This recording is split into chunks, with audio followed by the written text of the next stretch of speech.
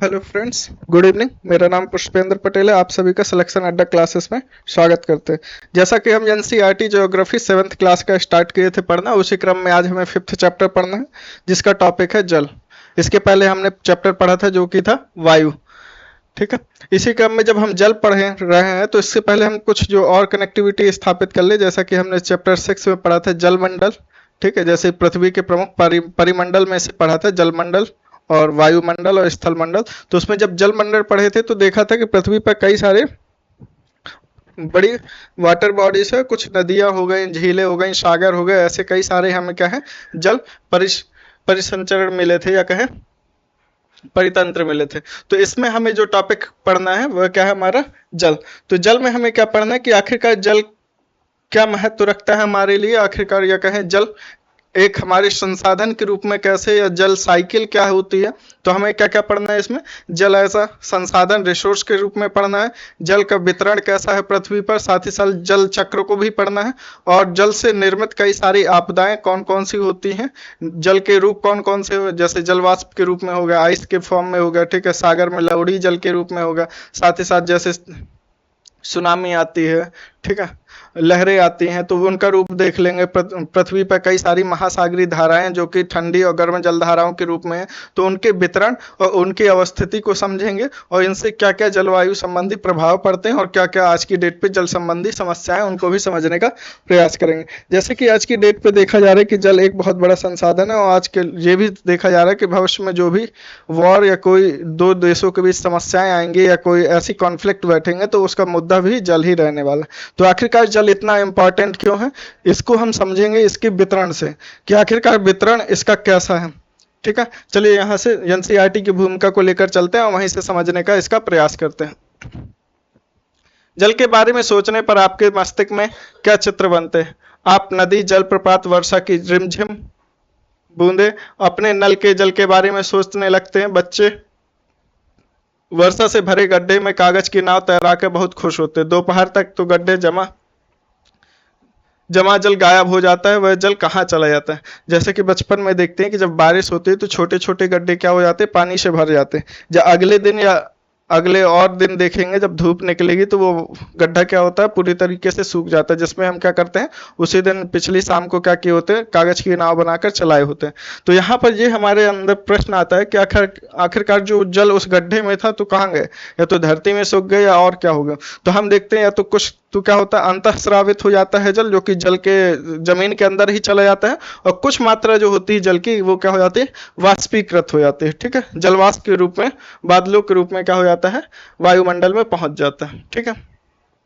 सूर्य के तप के कारण जल वाष्पित हो जाता है। ठीक है। सूर्य के तप के कारण या सूर्य तप के कारण क्या होता है, जल वाष्पित हो जाता है। ठंडा होने पर जलवाष्प संघनित होकर वापस क्या हो जाता है, बादलों के रूप में ले लेता है। तो जब हम इसको समझना चाहते हैं, जैसा कि क्या बोलते हैं उसको, वाटर साइकिल, तो ऐसा देखते हैं कि जैसे ये कोई वाटर बॉडी है, एक मिनट, जैसे ये कोई वाटर बॉडी है, ठीक है, और साथ ही साथ क्या है, जब सूर्य का प्रकाश निकलेगा यहाँ पर, जब सूर्य होगा, ठीक है, दिन का समय होगा, तो ये क्या होगा, जल वाष्पीकृत हो जाएगा।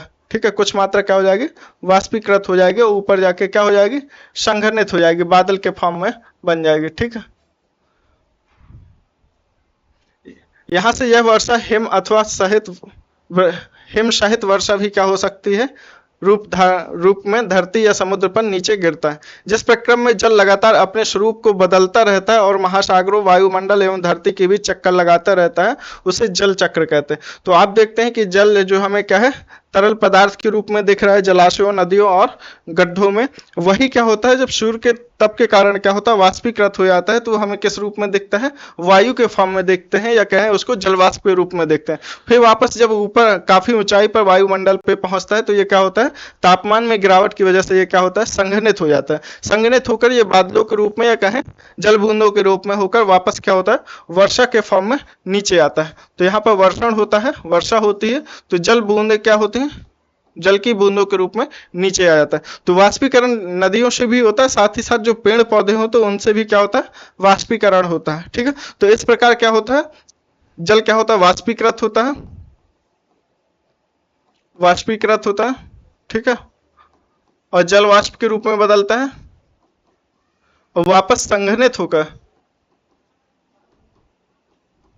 संघनित होकर क्या होता है, जल बूंदों के रूप में बदल जाता है, ठीक है, जल के रूप में बदल जाता है, वापस वर्षा के रूप में वापस कहाँ आता है, नदियों, झीलों और झरनों के रूप में देखा जाता है। तो इस प्रकार क्या होता है, ये पूरी हमारी जल चक्र पूरी हो जाती है। तो हम ये देख रहे हैं कि जल के कई सारे रूप हो सकते हैं या कई सारे रूपों में परिवर्तित हो सकते हैं, जैसे जल वाष्प के रूप में, हिम के रूप में, ठीक है। तो इस तरह इसको देख सकते हैं, ठीक है।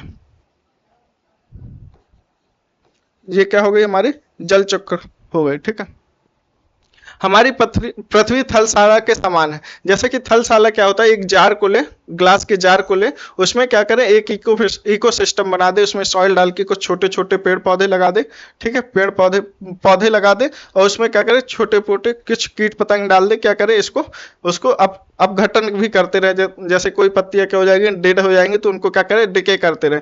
तो आप देखेंगे उसमें कुछ ऐसा पारितंत्र बना दे, लिमिटेड एयर भी डाल दे, कार्बन डाइऑक्साइड और ऑक्सीजन की मात्रा भी डाल दे, और उसको कंप्लीटली पैक कर दे, तो आप देखेंगे कि इस जार के अंदर क्या होगा, अपना एक खुद का इकोसिस्टम बना लेगा। मतलब सूर्य के प्रकाश में जहां रख देंगे तो पेड़ पौधे क्या करेंगे, अपनी सूर्य के प्रकाश और कार्बन डाइऑक्साइड इसके अंदर होगी, तो क्या होगा, पेड़ पौधे क्या करेंगे, उससे अपना भोजन भी बनाएंगे और साथ ही साथ क्या करेंगे, ऑक्सीजन निकालेंगे, और इसमें जो कीड़े मकोड़े होंगे वो क्या करेंगे, इससे ऑक्सीजन का यूज करते रहेंगे। तो इस तरह क्या हो जाएगा, पूरा एक पारितंत्र बन जाएगा। तो थलशाला मतलब यही है कि इसको क्या है, एक हमने ग्लास में बना के रखा है, एक बड़े जार के 1/4 भाग में मिट्टी भरकर उसे अच्छी तरह दबा दें, इसके ऊपर ह्यूमस की एक पतली परत लगाएं, पहले सबसे बड़े और पौधे लगाएं, परंतु तदुपरांत उसके चारों ओर छोटे छोटे पौधों को व्यवस्थित करें, इससे जल की फुहार छिड़के जार को बंद कर दें। पत्तियां मिट्टी के द्वारा वाष्पित जल संघनित होकर जल की बूंदों के रूप में नीचे गिरता है। तो इस तरह देखते हैं कि जो जल की बूंदें के रूप में गिरता है, जैसे जो वाटर होता है जब वाष्पित हो जाता है ऊपर वायुमंडल में पहुंचता है, वापस तापमान में गिरावट की वजह से संघनित होता है और वापस क्या होता है, जल की बूंदों के रूप में आता है। तो ये क्या होता है, जैसा कि हम अपने वायुमंडल में या पृथ्वी के अंदर देखें तो यही एक पूरा चक्र चल रहा होता है जो कि थलशाला के अंदर चल रहा होता है, ठीक है।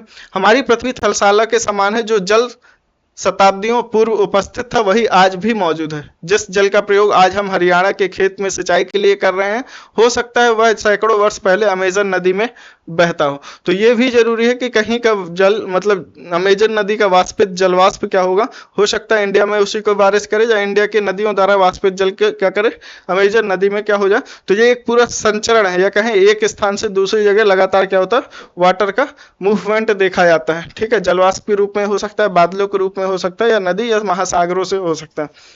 अलवण जल के मुख्य स्रोत नदी, अलवण जल क्या है, जिसमें लवण की मात्रा क्या है, या क्या है, नमकीन कम है, ठीक है, नमक कम, नमक की मात्रा क्या है, कम है। तो अलवणी जल की क्या है, इसी को हम क्या कह सकते हैं, पेय योग्य वाटर कह सकते हैं, जो कि ह्यूमन के लिए उपयुक्त है। मुख्य स्रोत इसमें नदी, तालाब, सोते एवं हिमनद है। महासागरों एवं समुद्रों का जल लवणी होता है, इसमें अधिकांश नमक सोडियम क्लोराइड खाने के उपयोग में किया जाने वाला नमक होता है।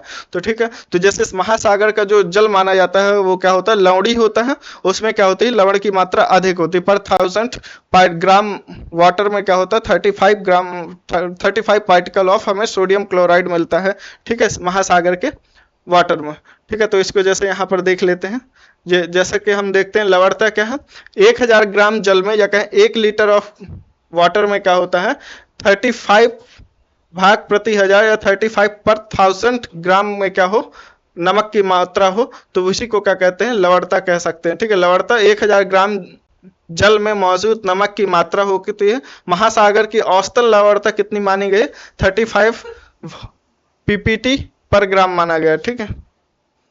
चलिए आगे चलते हैं।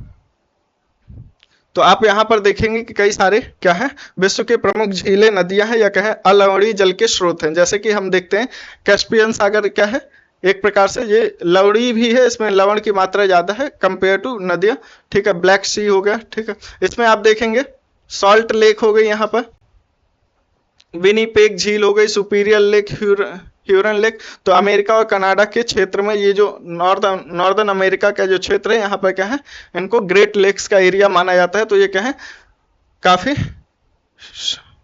क्या है, स्वीट वाटर के क्या है, सोर्सेस है यहाँ पर। जैसे ग्रेट बियर झील हो गया और ग्रेट स्लेव झील हो गया। यहाँ पर अमेजन नदी हो गई, दक्षिण अमेरिका में नाइजर नदी, साउथ अफ्रीका में हो गई, ठीक है, अफ्रीका कॉन्टिनेंट में विक्टोरिया झील, ठीक है, कांगो नदी, ऑरेंज नदी, डार्लिंग नदी कहाँ है, ऑस्ट्रेलिया में है, ठीक है। ब्रह्मपुत्र, गंगा, यमुना, सिंधु, ये सब कहाँ की हो गई? हिंदी इंडिया की हो गई। हांगही चाइना, ठीक है। तो इस तरह क्या है, ये डैन्यूब नदी है जो कि कहाँ है? यूरोप में।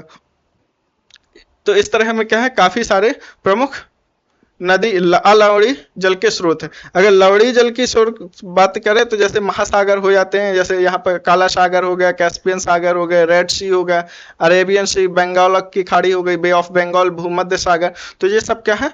समुद्र या क्या है? लवड़ी जल के स्रोत है, ठीक है। अलावड़ी जल के स्रोत क्या है? जो कि महाद्वीपों में नदियों के फॉर्म में, झीलों के फॉर्म में, या क्या अंडरग्राउंड वाटर के फॉर्म में जो जल हमें मिलता है वो क्या है? अलावड़ी जल है, ठीक है। जल का वितरण अगर देखते हैं, हम सभी जानते हैं कि पृथ्वी की सतह का 1/4 भाग जल से ढका हुआ है। यदि धरती पर थल की अपेक्षा जल अधिक है तो अनेक देशों में जल की कमी का सामना क्यों करना पड़ता है, ठीक है। ऐसा जैसा कि है 1/4 ऑफ जो अर्थ का क्या है पार्ट है वो किससे ढका हुआ है? स्थल से। 1/4 क्या है? स्थल है, ठीक है। और बाकी 3/4 भाग पर क्या है? एक मिनट, इसको यहां लिख देते हैं।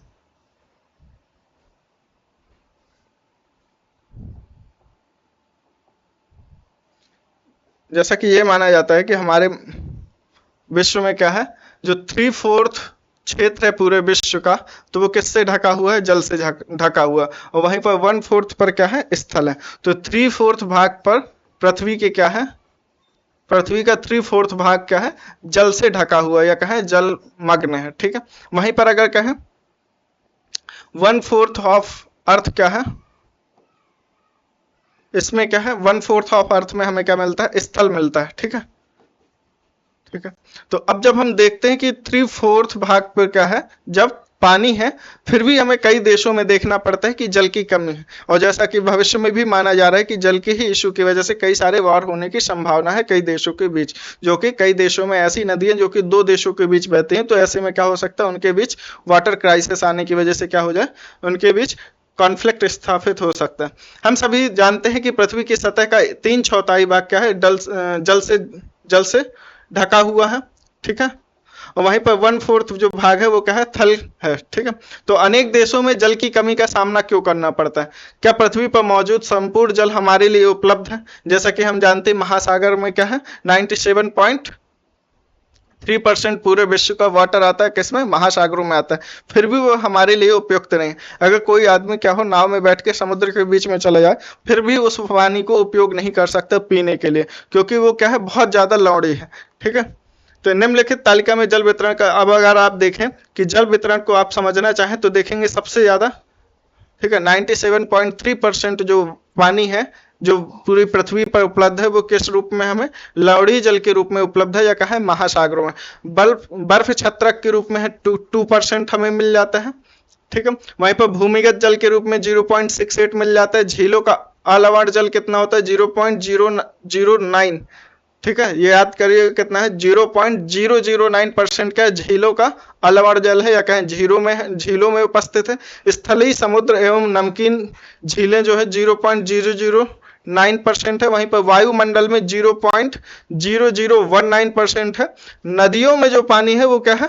वायुमंडल से भी कम है। कितना है? 0.001% है। तो इस तरह टोटल कितना हो जाता है? पूरे अर्थ का वाटर 100% हो जाता है। तो आप देखेंगे, इसको आप बना भी लीजिए तो कोई ये इंपॉर्टेंट है, कई बार पूछा जा सकता है कि इनको सीक्वेंस लगाइए कि वाटर जो अलावड़ी जल की उपलब्धता है किस में कहाँ ज्यादा है। तो जैसे महासागर में देखते हैं, महासागर में कितनी है? यह है 97.3% है, ठीक है। वहीं पर बर्फ के रूप में कितनी है? बर्फ छत्रक के रूप में कितना है? बर्फ छत्रक के रूप में हमें देखने को मिलता है 2% के आसपास देखने को मिलता है। वहीं पर अगर भूमिगत जल की बात करें, भूमिगत जल कितना है? ये कितना है? 0.68% है। वहीं पर झीलों का अलावड़ जल, ठीक है, झील में कितना है? 0.009% है, ठीक है। स्थलीय समुद्र के रूप में जो नमकीन झीलें हैं वो 0.009।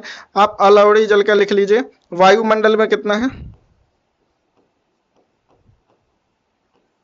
वायुमंडल में हमें देखने को मिलता है 0.0019 मिलता है परसेंट। वहीं पर आप देखेंगे नदियों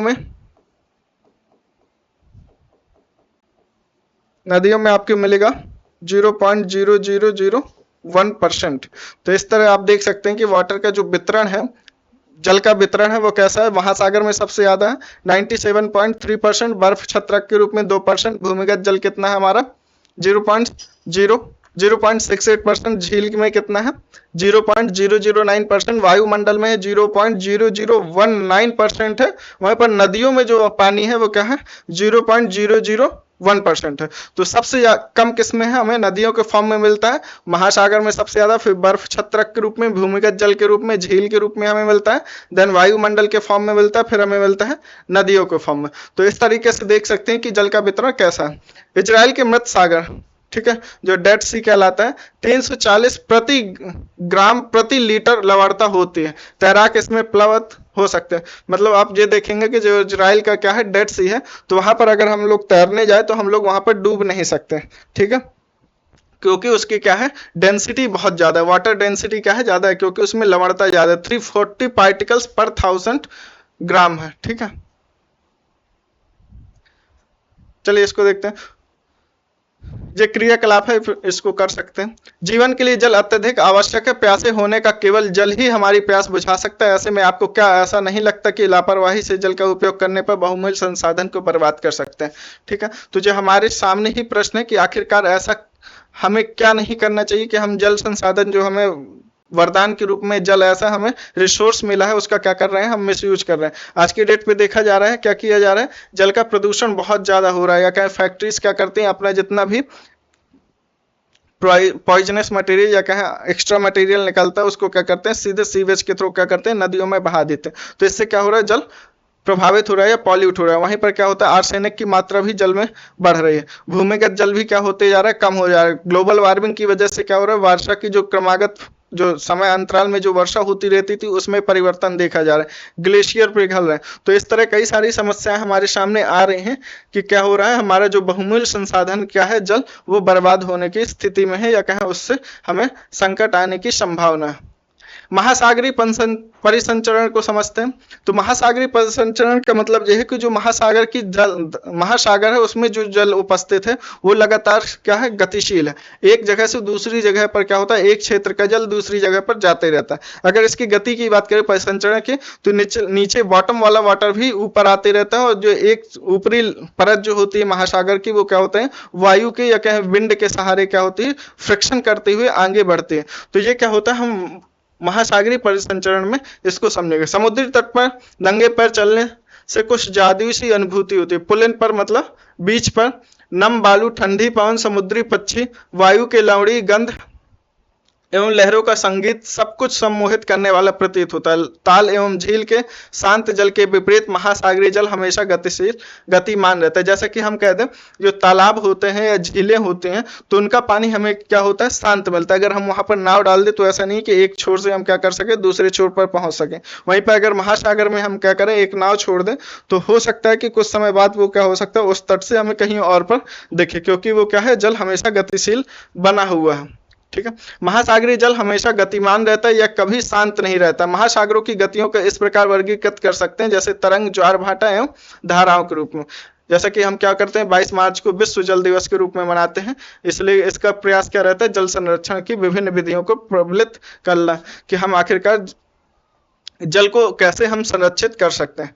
तरंगे, क्या आप जानते हैं जब समुद्री सतह पर पवन बहती है तब तरंगे उत्पन्न होते हैं, जितनी ही तेज पवन बहती तरंगे भी उतनी ही बड़ी होती हैं। तो तरंगे क्या होती हैं, क्या होते हैं जल के उभार या कहें आगे जल का आगे बढ़ना और वापस पीछे जाना और उसमें क्या होना गतिशील रहना, वेव्स जनरेट होना, वही क्या होती हैं तरंगे होती हैं। जैसा कि अभी हमने पढ़ा कि महासागरीय परिसंचरण में हम यह देखते हैं कि महासागर का जल क्या है लगातार गतिशील रहता है, एक क्षेत्र से जल का दूसरी जगह पर गतिमान रहता है। जैसा कि हम यहाँ पर अभी जब आगे चल कर देखेंगे कि जो महासागरीय जल है उसमें क्या होती है हमें ठंडी जलधाराएं और गर्म जलधाराएं देखने को मिलती है, जहां पर उष्णकटिबंधीय क्षेत्र या कहें ट्रॉपिकल रीजन के आसपास हमें क्या मिलता है उष्ण या कहें गर्म जलधाराएं मिलती हैं जो कि उष्ण क्षेत्र से क्या करती हैं ठंडे क्षेत्र की तरफ जाती हैं। वहीं पर देखा जाता है जहां पर कोल्ड या कहें ध्रुवीय क्षेत्रों से क्या होता है ठंडी जलधाराएं वापस किस तरफ आती हैं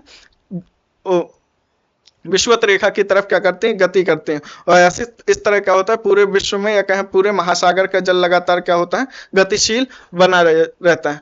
तरंगे क्या होती है, समुद्र तट पर गेंद से खेलते समय जब गेंद जल में गिर जाती है तो क्या होता है, यह दृश्य बहुत ही मनोरंजक होता है कि कैसे तरंगों के साथ गेंद तट पर वापस लौट आती है। जब महासागरीय तरंग पर जल लगातार उठता है और गिरता है, इन्हें ही तरंग कहते हैं। ठीक है, तो जल का आगे जाना, मतलब जैसे हम बीच में होंगे या कहें हम जब तट समुद्र तट पर होंगे तो वहां पर देखेंगे जल पहले एक बार आगे आएगा फिर पीछे चला जाता है। तो ये क्या होता है, तरंग का उठना और गिरना ही क्या कहलाता है, या कहें समुद्री लहरों का क्या होता है, गिरना और उठना ही क्या है, ये क्या कहलाता है, तरंग कहलाता है। तूफान में तेज वायु चलने पर विशाल तरंगे उत्पन्न होती है। जैसा कि हमने बताया कि जो समुद्री तरंग में या कहें समुद्री जो जल है उसमें गतिशीलता क्यों बनी हुई है, क्योंकि गतिशील वायु क्या करती है, उसमें हमेशा फ्रिक्शन से क्या करती है, उसमें गति उत्पन्न करती है। जो महासागर की ऊपरी परत होती है, जब ऊपरी परत के साथ क्या होगी, वायु तेजी से मूव करेगी तो उसमें क्या करेगी, जल में गति उत्पन्न कर देंगे। तो इस तरह क्या होती है, तरंगे हमेशा बहती रहती हैं, या क्या महासागरीय तरंगे के रूप में एक स्थान से दूसरी जगह पर क्या होता है, जल हमेशा गतिशील बना रहता है। अब जब अभी तो नॉर्मल वायु में ऐसी स्थिति देखी जा रहा है, जब तेज तूफान चलेगा तो तब क्या होगा, तो तरंगे क्या हो जाएंगी, उतनी ही ऊंची हो जाएंगी या कहें उतनी ही बड़ी बनने लगेंगे, काफी ऊंची तरंगे बनेंगे। इनके कारण अत्यधिक विनाश हो सकता है। जब तूफान की स्थिति में क्या होता है, जब समुद्री लहरें ऊंची हो जाती हैं तो उससे क्या हो सकता है, काफी विनाश होने की संभावना है। जैसे भूकंप, ज्वालामुखी उद्गार या जल के नीचे भूस्खलन के कारण महासागरीय जल अत्यधिक विस्थापित होता है। इसके परिणाम स्वरूप 15 मीटर तक की ऊंचाई वाली विशाल ज्वारीय तरंगे उठ सकते हैं, जिसे सुनामी कहता है। अब तक सबसे विशाल सुनामी 150 मीटर की रही है, 150 मीटर मापा गया था। ये तरंगे 700 किलोमीटर प्रति घंटे की गति से था। इसको हम कब देखते हैं, जब 2004 की सुनामी आई थी तब हमें देखने को मिला था कि महासागर की जो तरंगे हैं या इसका तरंगे हैं कितनी ऊंची हो सकते हैं। तो कितना मिला था हमें, 150 मीटर तक की हमें क्या मिली थी, तरंगे मिले थे। जैसे कि ये बता रहे हैं कि भूस्खलन, भूकंप हो गए, ज्वालामुखी उद्गार हो गया, और जल के नीचे सतह पर नीतल पर क्या हो, अगर अगर भूस्खलन हो जाए या कहीं तटीय क्षेत्र क्या हो जाए, कहीं पर धस या समुद्री तट क्या हो जाए, कहीं पर धस या, तो उस स्थिति में क्या हो सकता है, सुनामी आने की संभावना। जैसे क्या हो गया, ये समुद्र तट, समुद्र होगा, ये क्या होगा, हमारा स्थल, ऐसे समझ लीजिए।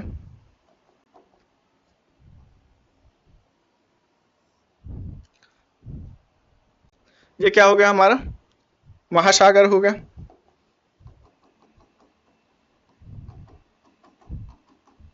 ये क्या है, महासागर।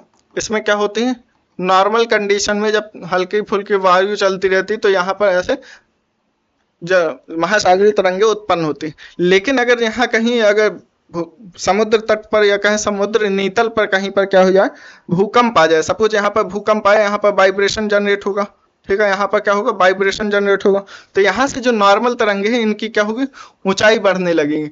तो यहाँ पर क्या होगी, ऊंचाई ऐसे बढ़ेगी, और जैसे जैसे इसकी गहराई कमती जाएगी, समुद्र तट से जैसे नजदीक जाती जा रही ये लहरें, तो इनकी क्या होगी, ऊंचाई हमें क्या होगी, बढ़ती हुई दिखेगी। क्योंकि जो एनर्जी है यहाँ पर, जितने अमाउंट ऑफ एनर्जी यहाँ पर रहेगी, अल्टीमेटली जो लास्ट वेव बनेगी वहां पर भी सेम एनर्जी हमें मिलेगी। तो यहाँ पर क्या है, गहराई जैसे ही कम होगी तो तरंगे क्या हो जाएंगी, ज्यादा ऊंची हो जाते हैं। तो जब भूकंप आता है या ज्वालामुखी विस्फोट होता है समुद्र के नीचे या नीतल पर या कहीं समुद्र के नीचे वाले भाग में कहीं पर भी ऐसा होता है, तो क्या होता है, यहाँ पर भूकंप जनरेट हो जाएगा या कहीं कंपन जनरेट होगा, उस वजह से क्या होंगे, वेव जनरेट होंगे। और आप ये देखेंगे समुद्र तट के जैसे नजदीक पहुंचती जाएंगे समुद्री लहरें, तो वो क्या होती जाएंगी, वो उतनी ही ज्यादा क्या होती जाएंगी, ऊंची हमें देखेंगे। तो इस तरह में क्या होता है, जब भूकंप या ज्वालामुखी किसी महासागरीय नीतल पर कहीं आता है तो इससे क्या होता है, जो महासागरीय तरंगे होती हैं वो क्या होती हैं, काफी ऊंची हो जाती हैं। ठीक है, जैसा कि हमें नॉर्मली 15 मीटर तक, 15 मीटर तक की दिखती हैं, लेकिन 2004 में हमें 150 मीटर तक की क्या देखी थी, जो तरंगे दिखी थी, और इन्हीं को हम क्या कह सकते हैं, सुनामी कह सकते हैं। ठीक है, तो 2004 में क्या हुआ था, 2004 में यहाँ पर क्या है, सुमात्रा तट, आप इसको देखेंगे, ऐसे मैप में बता देते हैं। तो ये क्या है, ये सुमात्रा द्वीप है। तो यहाँ पर क्या हुआ था, इसके वेस्ट में, सुमात्रा द्वीप के वेस्ट में हमें देखने को मिला था कि यहाँ पर क्या हुई थी, अर्थक्वेक की स्थिति बनी थी। ठीक है, यहाँ पर क्या हुआ था, दो प्लेटें, इंडियन प्लेट और जो सुमात्रन प्लेट जो थी वो क्या हुई थी, इंडियन प्लेट क्या हुई थी, सुमात्रन प्लेट के नीचे आ गई थी। ठीक है, ऐसे नीचे आ गई थी। इस स्थिति में क्या हुआ था, यहाँ का भाग क्या हो गया, नीचे धंस गया। ठीक है, और तेजी से क्या हुआ, यहाँ पर क्या हुआ, जो महासागरीय जल है वो क्या हुआ, तेजी से इस क्षेत्र को भरने के लिए बढ़ा, और इस स्थिति में क्या हुआ, जो महासागरीय तरंगे हैं वो उत्पन्न हुए, और ऐसे में देखा गया इस समय पर क्या हुआ, काफी मानवीय क्षति हुई, साथ ही साथ आर्थिक क्षति देखने को मिलती है। चलिए, इसको ये केस स्टडी दिया है, इसको रीड कर लेंगे और समझेंगे। ठीक है, और इसकी गति जब 150 मीटर सुनामी देखी गई थी, 150 मीटर की ऊंची लहरें देखी गई थी, उस टाइम पे क्या थे, तरंगों की जो गति थी, समुद्री तरंगों की जो गति थी 700 किलोमीटर प्रति घंटे के थे। ठीक है, 2004 के सुनामी से भारत के तटीय क्षेत्रों में अत्यधिक विनाश हुआ। सुनामी के बाद अंडमान और निकोबार द्वीप समूह का जो सबसे साउदर्न पॉइंट था, इंदिरा पॉइंट, जहां पर एक लाइट हाउस भी लगा हुआ था, वो क्या हो गया था, कंप्लीटली डूब गया था, अभी भी डूबा हुआ है। सुनामी पृथ्वी का तांडव, सुनामी ऐसा क्या, इसको कह सकते हैं डिजास्टर कह सकते हैं। ठीक है, नेचुरल डिजास्टर के रूप में देख सकते हैं, आपदा के रूप में। 26 दिसंबर 2004 को हिंद महासागर में सुनामी तरंगों अथवा पोताश्रय तरंगों, पोताश्रय का तरंगों का भी मतलब क्या है, सुनामी तरंगी है, के कारण अत्यधिक विनाश हुआ। ये तरंगे उस भूकंप का परिणाम थी जिसका अधिकेंद्र कहां पर था, सुमात्रा की पश्चिमी सीमा पर था। तो कहां पर था, ये क्या होगा, हमारा सुमात्रा होगा। ठीक है, ये क्या होगा, हमारा सुमात्रा। इस क्षेत्र पर क्या था, भूकंप की उत्पत्ति हुई थी, क्योंकि दो प्लेटें, भारतीय प्लेट और बर्मा जो प्लेट थी, नीचे एक दूसरे के क्या हो गए, भारतीय प्लेट बर्मा प्लेट के क्या हुई थी, जैसे ये भारतीय प्लेट है और ये बर्मा प्लेट है, तो भारतीय प्लेट क्या हुई थी, बर्मा प्लेट के नीचे आ जाने से क्या हुआ था, यहाँ पर भूकंप की स्थिति उत्पन्न हुए थे। ठीक है, और समुद्र तल में अकस्मात गति उत्पन्न हो गई, इस कारण यह भूकंप आया। महासागरीय तल लगभग 10 से 20 मीटर तक विस्थापित हो गया था। तो महासागरीय तल जो था वो कितना विस्थापित हो गया, 10 से मीटर तक विस्थापित हो गया था और नीचे की दिशा में झुक गया था। इस विस्थापन के कारण निर्मित अंतराल को भरने के लिए विशाल मात्रा में महासागरीय जल उसी ओर बहने लगा। फलस्वरूप दक्षिणी एवं दक्षिण पूर्वी एशिया के समुद्री तटों से जल हटने लगा। ठीक है, भारतीय प्लेट के बर्मा प्लेट के नीचे चले जाने पर जल वापस समुद्र तट की ओर लौटा और यह सुनामी लगभग 800 किलोमीटर प्रति घंटे की गति से आई, जिसकी तुलना व्यावसायिक वायुयानों की गति से की जा सकती है। और इसके परिणामस्वरूप हिंद महासागर के कुछ द्वीप समूह पूर्णतः डूब गए। भारतीय सीमा का ध्रुव दक्षिणी पॉइंट जो कि इंदिरा पॉइंट अंडमान निकोबार द्वीप समूह में स्थित है, वो भी क्या हुआ, कंप्लीटली डूब गया। इस स्थिति में स्थित पूरी तरह से डूब गया। जब सुमात्रा में भूकंप के अधिकेंद्र से तरंगे सुमात्रा की तरफ अंडमान द्वीप समूह एवं श्रीलंका की ओर बढ़ी, तरंगों की लंबाई कम हो गई, जल की गहराई भी कम होने के साथ साथ इसकी गति 700 से लेकर 900 किलोमीटर प्रति घंटे हो गए। तो जैसा कि आपको पिछले इमेज में बताया था कि जैसे ही क्या होगा, समुद्र की गहराई कमेगी और लहरें क्या होंगी, उतनी ही ऊंची होती जाएंगी, और साथ ही साथ यहाँ पर क्या होगा, लहरों की देखेंगे कि तरंगों की ऊंचाई बढ़ेगी। जैसे ही तरंगे क्या होंगे, समुद्र तट की तरफ जाएंगे तो इनकी ऊंचाई में वृद्धि देखी जाएगी, साथ ही साथ इसकी गति में भी क्या देखी जाएगी, वृद्धि देखने को मिलती है। ठीक है, समुद्र तट से सुनामी तरंगे 3 किलोमीटर तक की गहराई तक गई, जिसके फलस्वरूप 10,000 से भी अधिक लोगों की मृत्यु हो गई। 1 लाख से अधिक घर प्रभावित हुए। भारत में आंध्र प्रदेश के तटीय प्रदेश, तमिलनाडु, केरल, पुडुचेरी, अंडमान और निकोबार द्वीप समूह सर्वाधिक प्रभावित हुए। ठीक है, यद्यपि पूरे पहले से भूकंप का अनुमान लगाना संभव नहीं, फिर भी बड़ी सुनामी के संकेत 3 घंटे पहले मिल सकते हैं। ठीक है, जो कि जितनी भी नेचुरल डिजास्टर होते हैं, जो प्राकृतिक आपदाएं होती हैं, तो उसमें देखा जाता है, जैसे भूकंप हो गया, ज्वालामुखी हो गई, ठीक है, तो इनका अनुमान लगाना संभव नहीं है। और जैसा कि हम देखते हैं कि सुनामी की उत्पत्ति या तो ज्वालामुखी से हो सकती है, भूस्खलन से, समुद्री नीतल पर कहीं पर भूस्खलन होने से भी क्या हो सकती है, भूकंप की सुनामी की उत्पत्ति हो सकती है। तो कहीं ना कहीं सुनामी के लिए ये 3 कारक जिम्मेदार हैं, भूकंप, ज्वालामुखी और समुद्री नीतल पर भूस्खलन की स्थिति। तो इससे हम देखते हैं कि जैसे ही सुनामी आएगी तो उसको क्या कर सकते हैं, उसका अनुमान इस प्रकार से लगा सकते हैं कि जब सुनामी आनी होती है, जो तटीय क्षेत्र की जो लहरें होती हैं या तटीय क्षेत्र का जो जल होता है, समुद्री जल होता है, वो बहुत पीछे चला जाता है। ठीक है, उसके समुद्री जल का पीछे की तरफ जाने से ही हम संकेत लगा सकते हैं कि कहीं पीछे समुद्री गहरे समुद्री क्षेत्र पर क्या होगी, ऊंची लहरों का निर्माण हो रहा होगा या सुनामी की आने की संभावना। तो इस तरह से क्या कर सकते हैं, हम अनुमान लगा सकते हैं। या हम क्या कर सके, भूकंप का अनुमान पहले लगा सके, क्योंकि भूकंप पहले आएगा देन क्या होंगे, समुद्री लहरें ऊंची होना शुरू होंगी या कहीं सुनामी की स्थिति निर्मित होगी। तो भूकंप को पहचानने के लिए क्या है, कुछ जानवर होते हैं, जैसे हाथी का जो पैर होता है, जो हाथी होता है वो भूकंप को बहुत जल्दी ही क्या कर लेता है, महसूस कर लेता है, क्योंकि जो उसके पैर की हड्डियां होती है उसमें वाइब्रेशन वो बहुत जल्दी क्या कर सकता है, उसको रिसीव कर सकता है, कम से कम वाइब्रेशन को क्या कर लेता है, वो रिसीव कर लेता है। और ऐसा देखा जाता है कि जो जीव जंतुओं का जो व्यवहार होता है भूकंप के समय अपरिवर्तित हो जाता है, या कहीं परिवर्तन उसमें देखने को मिलता है। नॉर्मल कंडीशन का जो व्यवहार होता है उसमें काफी परिवर्तन हमें देखने को मिलता है। प्रशांत महासागर में प्राथमिक चेतवानी की ऐसी प्रणालियों की क्रियाशील है, लेकिन हिंद महासागर में ये सुविधाएं नहीं है। जैसे कि हमें लगता था कि हिंद महासागर में ज्वालामुखी या सॉरी सुनामी नहीं आते हैं नॉर्मली। ठीक है, एक मिनट।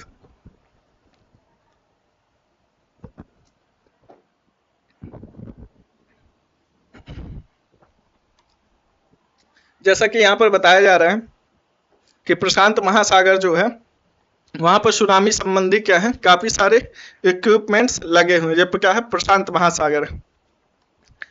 ठीक है, वहीं पर हिंद महासागर क्या है, ये क्षेत्र है, ये पूरा क्या है, ये पूरा क्या है, ये क्या हो गया, हमारा पूरा हिंद महासागर क्षेत्र होगा। तो यहाँ पर क्या है, उतनी सुविधाएं नहीं है कि हम भूकंप के या सुनामी की सूचना को पहले हम क्या कर सके, प्रेडिक्ट कर सके। यहाँ पर ये जो क्षेत्र है ये पूरा क्या है, रिंग ऑफ फायर का क्षेत्र है। तो यहाँ पर लगातार देखा जाता है कि आए दिन क्या होता है, सुनामी आते रहते हैं। जैसा कि हम जानते हैं कि जो जापान देश है वहां पर अधिकतर हमें क्या देखने को मिलता है, ऐसी स्थिति देखने को मिलती है कि वहां पर लगातार क्या आते रहते हैं, सुनामी आती रहती है, क्योंकि ये क्या है, जापान क्या है, रिंग ऑफ फायर के क्षेत्र पर स्थित है। ठीक है, और यहाँ पर इतनी ज्वाला सुनामी नहीं आती, इसलिए यहाँ पर इतना डेवलपमेंट नहीं हो पाया, ऐसी चेतवानी प्रणालियों को स्थापित नहीं किया गया। ठीक है, लेकिन हिंद महासागर में ये सुविधाएं नहीं। प्रशांत महासागर की तुलना में हिंद महासागर में सुनामी कभी कभी ही आते हैं, क्योंकि यह भूकंपी क्रिया बहुत कम होती है। यहाँ पर देखा जाता है भूकंपी क्रिया बहुत कम होती है। ठीक है, क्योंकि भूकंप उन क्षेत्रों पर आते हैं जो कि क्या होते हैं, महासागरीय प्लेट और महासागरीय प्लेट और महाद्वीपीय प्लेट में, जहां पर सब्जुगेशन देखा जाता है, या कहें तटीय क्षेत्रों में ऐसे रिंग ऑफ फायर जैसे क्षेत्रों को स्थिति में ही क्या हो ज्वालामुखी भूकंप ज्यादा हमें देखने को मिलता है। तमिलनाडु के तट पर सुनामी द्वारा विनाश, तो आप ये देख लीजिए कि कैसा विनाश हुआ है सुनामी के दौरान।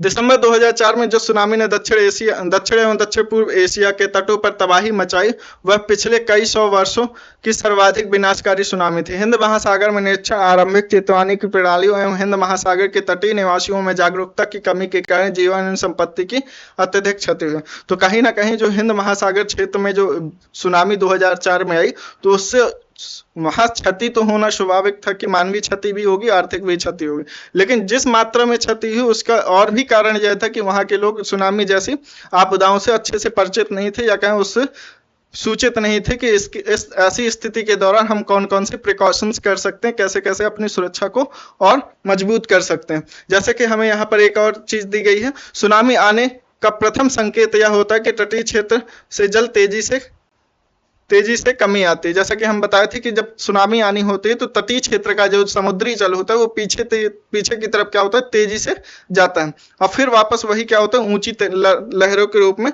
बनकर आता है। तो ये एक क्या होता है, हमारे लिए साइन ऑफ सुनामी होता है कि हम सुनामी को पहचानने का ये तरीका हो सकता है। और इस दौरान क्या करना चाहिए, हमें तेजी से उस तटीय क्षेत्र को छोड़कर दूसरे कहें तटें से दूर जाने का प्रयास करना चाहिए। लेकिन यहाँ पर ऐसा देखा जाता है कि ऐसी स्थिति में जब लोगों ने देखा कि समुद्र का जल क्या होता है, पीछे की तरफ जा रहा है, तो इसको आश्चर्य के रूप में देखा और इसको देखने के लिए और नजदीक आने लगे। ठीक है, जैसा कि देखा आती है और फिर विनाशकारी तरंगे उठने लगते हैं। जब तट पर ऐसा हुआ तो लोग ऊंचे ऊंचे स्थानों पर न जाकर उस अचंभे को देखने के लिए तट पर एकत्र होने लगे। इसके फलस्वरूप जब सुनामी की विशाल तरंगाई तो बड़ी ही संख्या में उत्सुक खड़े दर्शकों की मृत्यु हो गई। तो जैसा कि आप ये देख रहे हैं, तो इसकी वजह क्या है, क्योंकि इनको इस चीज से सूचित नहीं किया गया था या इस चीज से ये इन्फॉर्म नहीं थे कि आखिरकार सुनामी आती है तो कैसी स्थिति समुद्री तटों पर बनती है। ठीक है, और साथ ही साथ इनको ये क्या हुआ, एक आश्चर्य का प्रतीक था या कहें आश्चर्य का स्थिति थी कि वो क्या हो रहा है, समुद्री जल बहुत पीछे जा रहा है, तो उसको क्या कर रहे हैं और नजदीक पर आके देख रहे हैं। ठीक है, जैसे कहते हैं ना, सुरक्षा घटी और दुर्घटना घटी।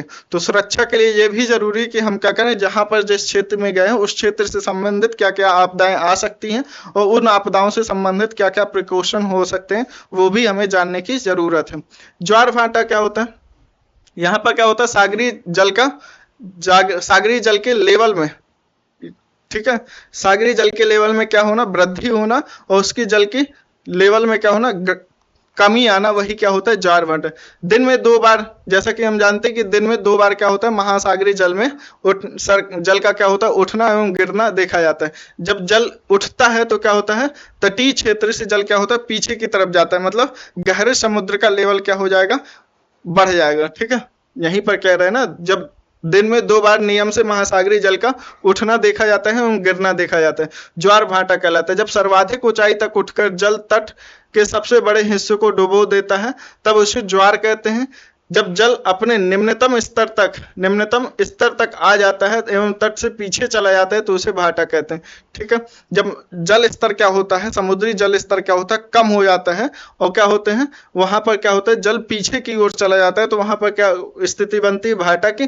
ठीक है, जब क्या स्थिति होती है, जब जल स्तर क्या होता है, निम्न हो जाता है, कहीं नीचे आ जाता है, और क्या होता है, समुद्र तट तक क्या होता है, जल स्तर ऊंचा हो जाता है, तो उसी को क्या कहते हैं, ज्वार कहते हैं। इसकी स्थिति आप 2-3 स्थिति देख सकते हैं कि कैसे कैसे ज्वार आता है। तो 2 स्थितियां हैं जहां पर बृहद ज्वार भाटा बनता है और एक स्थिति बनती है जो कि निम्न ज्वार भाटा बनता है।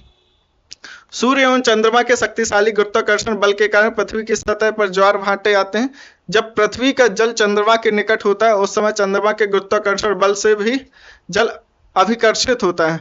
ठीक है, तो आप देखेंगे कि जैसा कि चंद्रमा का जो गुरुत्वाकर्षण बल हो पृथ्वी पर क्या होता है, सूर्य से 2 गुना हमारी पृथ्वी पर क्या करता है, प्रभाव डालता है। तो इसी स्थिति में देखते हैं, जब पूर्णिमा और अमावस्या की स्थिति देखते हैं, तो ये कौन सा दिन है, ये क्या हो हमारे लिए, ये फुल मून है, ये फुल मून की स्थिति है, ये क्या है, न्यू मून की स्थिति। न्यू मून मतलब अमावस्या। ठीक है, तो न्यू मून की स्थिति क्या कहलाती है, अमावस्या की। तो आप देखेंगे कि अमावस्या और पूर्णिमा के दिन दोनों ही दिन क्या होता है, उच्च ज्वार देखा जाता है। ठीक है, और निम्न ज्वार कब देखा जाता है, जब चंद्रमा क्या होता है, और चंद्रमा, सूर्य और पृथ्वी के बीच कैसा होता है, एक ऐसा ट्राइंगल बनता है, या कहें चंद्रमा पृथ्वी के परपेंडिकुलर होता है। ठीक है, लंबवत स्थिति में होता है। तो इस समय पे क्या होता है, ज्वार का प्रभाव या कहें सूर्य और चंद्रमा का प्रभाव पृथ्वी के गुरुत्वाकर्षण प्रभाव पर क्या होता है, बहुत कमी आ जाती है। ठीक है, पृथ्वी की सतह पर ज्वार भाटे आते हैं जब पृथ्वी का जल चंद्रमा के निकट होता है, उस समय चंद्रमा के गुरुत्वाकर्षण बल से जल अभिकर्षित हो जाता है या आकर्षित होता है, जिसके कारण उच्च ज्वार आते हैं। पूर्णिमा एवं अमावस्या के दिन सूर्य, चंद्रमा एवं पृथ्वी तीनों ही एक सीधी रेखा में होते हैं और इस समय सबसे ऊंचे ज्वार की स्थिति देखने को मिलती है। इस ज्वार को बृहद ज्वार कहते हैं। ठीक है, लेकिन जब चांद अपने प्रथम एवं अंतिम चतुर्थार्ध में होता है तो पृथ्वी एवं सूर्य का गुरुत्वाकर्षण बल विपरीत दिशाओं में महासागरीय जल के रूप में पड़ता है। जैसे यहाँ पर देखेंगे आप, तो जो गुरुत्वाकर्षण बल सूर्य और चंद्रमा का है, तो यहाँ पर आप देखेंगे कि यहाँ पर जो गुरुत्वाकर्षण पर क्षेत्र, यहाँ पर पृथ्वी पे चंद्रमा का गुरुत्वाकर्षण यहाँ पर क्या होगा, ऐसा लगेगा, और सूर्य की तरफ इस तरह लगेगा।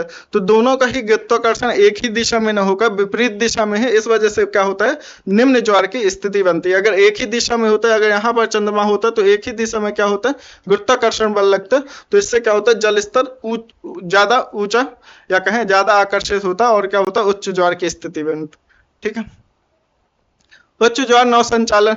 अब देखते हैं कि उच्च ज्वार या ज्वार भाटा हमारे लिए कैसे सहायक है। तो ज्वार भाटा में क्या देखा जाता है, नौ संचालन में क्या होता है, सहायक होता है। जैसे क्या होते हैं, जो हमारे पोर्ट्स होते हैं, नेचुरल पोर्ट्स होते हैं, तो जैसे हुगली का जो पोर्ट है हमारे पश्चिम बंगाल का, तो उसमें देखा जाता है कि ज्वार भाटा की वजह से क्या हो जाता है, ये नेचुरली हमें क्या करता है, एक पोर्ट बना के देता है। इससे जो बड़े बड़े जहाज होते हैं वो तटीय क्षेत्र तक आसानी से आ जाते हैं, क्योंकि ज्वार भाटा की स्थिति के दौरान जल स्तर क्या हो जाता है, ऊंचा हो जाता है। ठीक है, उच्च ज्वार नौ संचालन में सहायक होता है, जिस जल स्तर को तट की ऊंचाई तक पहुंचाते हैं। ठीक है, और दूसरा क्या है, जहाज को बंदरगाह तक पहुंचाने में सहायक होते हैं। उच्च ज्वार मछली पकड़ने में भी मदद करते हैं। जब उच्च ज्वार की स्थिति होती है तो जो गहरे जल से या गहरे समुद्र से क्या होते हैं, मछलियां क्या होती हैं, तटीय क्षेत्र की तरफ आ जाती हैं, जिससे क्या होता है, जो मछुआरे होते हैं तटीय क्षेत्र के, वो आसानी से मछली पकड़ पाते हैं।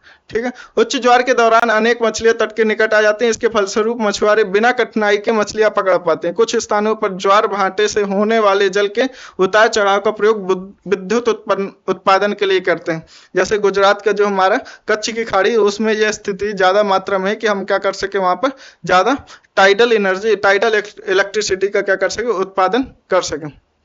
महासागरीय धाराएं, तो वही चीज है, ये हमें क्या पढ़ना है, अब यहाँ पर पढ़ना है महासागरीय धाराओं के बारे में पढ़ना है कि आखिरकार महासागरीय धाराएं कैसे गतिशील हैं और कैसे ये मूव करती हैं।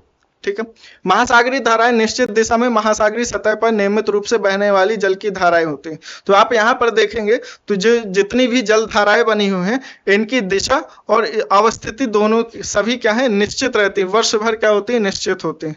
ठीक है, महासागरीय धाराएं गर्म या ठंडी हो सकती हैं। तो महासागरीय दो तरीके की हो सकती हैं, गर्म और ठंडी। तो महासागरीय धाराएं जो कि विषुवत रेखा से या कहें इक्वेटर से पोल्स की तरफ जाएंगी तो वो क्या होंगी, गर्म जल धाराएं होंगी।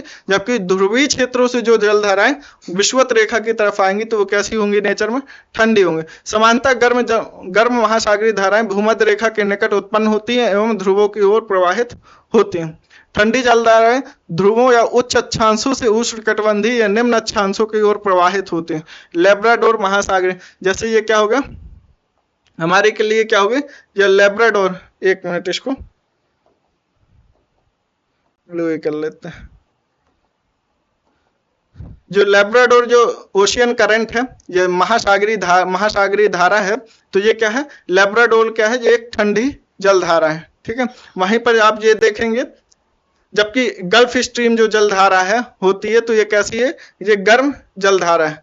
तो गल्फ स्ट्रीम कैसी है, गर्म जलधारा है। ठीक है, महासागरीय धाराएं किसी क्षेत्र के तापमान को प्रभावित करती हैं। गल्फ जलधाराओं की स्थलीय सतह का तापमान गर्म हो जाता है।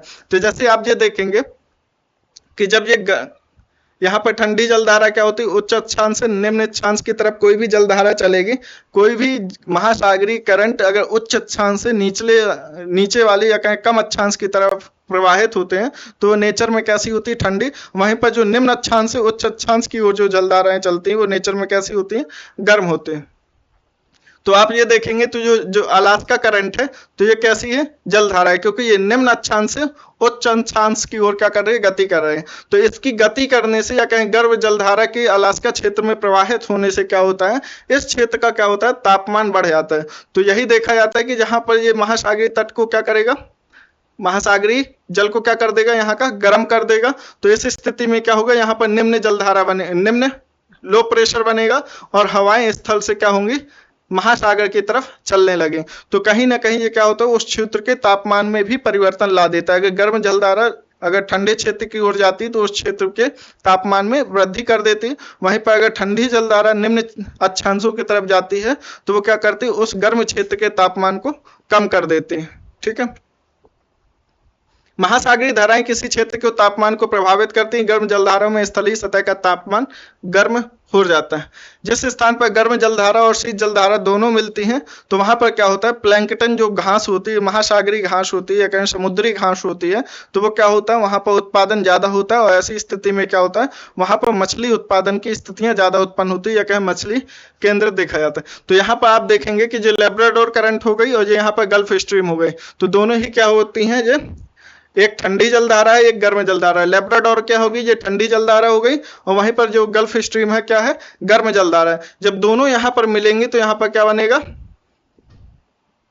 एक प्लैंकटन बनेंगे। ठीक है, जो कि क्या है, समुद्री घास, और यहाँ पर क्या देखा जाता है, समुद्री घास के उत्पादन की ज्यादा मात्रा देखी जाएगी और इस स्थिति में यहाँ पर मछली उत्पादन भी बड़ी मात्रा में देखा जाएगा।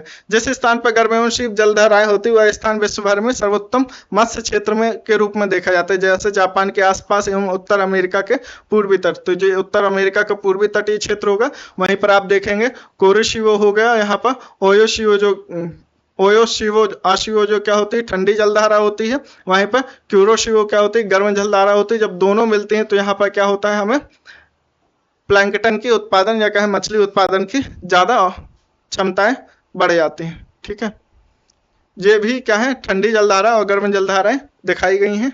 ठीक है, चलते हैं। जहां गर्म एवं ठंडी जलधाराएं मिलती हैं वहां कुहारे वाला मौसम बनता है, इसके फलस्वरूप नौ संचालन में बाधा उत्पन्न हो जाते हैं। तो इस स्थिति में आप देखेंगे, ठीक है, तो यहाँ पर क्या होता है, कोहरे जैसी स्थिति बन जाती है, तो नौ संचालन जैसे या कहें दूरदर्शिता क्या हो जाती है, कम हो जाती है। ठीक है, दूर तक देखने में समस्या आती है। इस स्थिति में क्या होता है, यह देखा जाता है कि नौ संचालन की स्थितियां आप प्रभावित हो जाते हैं। तो चलिए इनके प्रश्न कर लेते हैं। वर्षण क्या होता है, जल का क्या होता है, वाष्पिक जल का सूर्य तप के कारण, सूर्य के कारण क्या होता है, जल का जलवाष्प के रूप में बदलना और वायुमंडल की ऊपरी परत में जाकर तापमान में गिरावट, रोधोष में क्या देखा जाता है, शीतलन देखा जाता है, जिससे क्या होता है जलवाष्प जल की बूंदों में परिवर्तित हो जाता है और वो क्या होता है जल की बूंदों में परिवर्तित होकर जल के रूप में क्या होता है वापस धरती की ओर आता है। तो ये क्या कहलाती है, वर्षण की स्थिति कहलाती है, प्रेसिपिटेशन कहलाता है। जल चक्र क्या होता है, तो आप ये देखेंगे कि जल का जलवाष्प में बदलना, जल का वापस ऊपरी वायुमंडल पर पहुंचने पर क्या होता है टेम्परेचर कम होता है और संघनित होते हैं, और जब वापस संघनित होकर क्या होता है जल की बूंदों में परिवर्तित होता है जलवाष्प, तो वापस जल के फूम में या कहें वर्षा के रूप में नीचे सतह पर आता है। तो यह पूरा एक जल चक्र बनाता है, इसी को क्या कहते हैं, जल चक्र कहते हैं। लहरों की ऊंचाई प्रभावित करने वाले कारक कौन कौन से हैं, तो लहरों की ऊंचाई को कौन कौन सी चीजें प्रभावित करती हैं, जैसे समुद्र की गहराई प्रभावित करती है, वायु की गति प्रभावित करती है, अगर कहीं पर तूफान चल रहा है तो वहां पर ज्यादा ऊंची लहरें होंगी, वहीं पर अगर वायु आराम से चल रही है कहीं कम तीव्र चल रही है तो वहां पर लहरें कम ऊंची होंगी। साथ ही साथ अगर समुद्र ये देखते जाते हैं कि जैसे सूर्य चंद्रमा और पृथ्वी की अवस्थिति देखा जाता है, जैसे अमावस्या और पूर्णिमा के समय क्या होती है लहरें ज्यादा ऊंची होती हैं, या कहें सी लेवल बढ़ जाता है इस टाइम पे, तो क्या होता है लहरें भी ऊंची होती हैं। ठीक है, वहीं पर क्या होता है जब चंद्रमा क्या होता है, चंद्रमा और सूर्य के बीच एक परपेंडिकुलर या कहें राइट एंगल ट्राइंगल बनता है, या कहें एक दूसरे के विपरीत स्थिति में होते हैं, तो वहां पर गुरुत्वाकर्षण प्रभाव पृथ्वी पर बहुत कम हो जाता है, या कहें गुरुत्वाकर्षण प्रभाव सूर्य और चंद्रमा का क्या होता है विपरीत होता है। इस स्थिति में क्या होता है वहां पर कम ऊंची लहरें देखने को मिलती है। और लहरें कैसे कैसे ऊंची हो सकती हैं, लहरों की ऊंचाई और कौन कौन कारक से प्रभावित होते हैं, तो लहरों की ऊंचाई भूकंप, ज्वालामुखी और समुद्री नीतल में क्या हो कहीं पर भूस्खलन की स्थिति आ जाए, तो इस स्थिति में क्या भी होता है लहरों की ऊंचाई प्रभावित होती है। और साथ ही साथ ये भी कह सकते हैं प्लेट टेक्टोनिक मूवमेंट की वजह से भी हो सकते हैं। जब प्लेटें गति करती हैं तो गति करने की स्थिति में भूकंप आ जाते हैं, या कहें एक प्लेट दूसरी प्लेट के नीचे क्या होती है सब्जुगेट कर जाती है या नीचे क्षेपित हो जाती है, उस स्थिति में भी क्या होता है महासागरीय जल में भूकंप या कहें लहरें ऊंची हो जाती हैं। ठीक है, महासागरीय जल की गति को प्रभावित करने वाले कारक कौन कौन से हैं, तो महासागरीय गति को कौन कौन सी चीजें प्रभावित करती हैं, महासागरीय जल का गर्म या ठंडा है, तटीय क्षेत्र प्रभावित करता है।